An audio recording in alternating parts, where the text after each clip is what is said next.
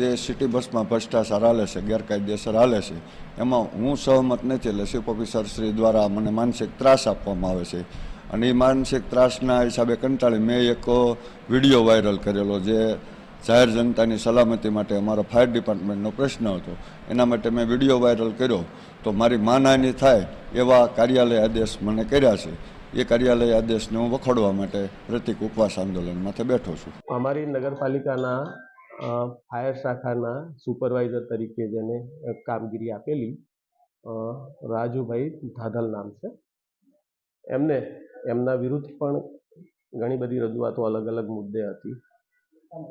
એની તપાસ પણ ચાલુ કરી છે. જેને રજૂઆત કરતા હતા એમને બોલાવ્યા છે પણ આવ્યા નથી. અને એક બે મુદ્દા એવા ધ્યાને આવ્યા જેથી એમને બદલવા જરૂરી લાગ્યા. છેલ્લે થોડા સમય 2 દિવસ પહેલા 3 દિવસ પહેલા એક સરકારી કર્મચારીને છાજે નહીં એ રીતનું એમનું વર્તન ધ્યાને આવ્યું છે કે સોશિયલ મીડિયામાં ગમે એમ આક્ષેપ કરવા અને ટૂંકમાં જે કર્મચારીની શિસ્ત વિરુદ્ધનું હોય એ પ્રકારનું એમનું વર્તન છે.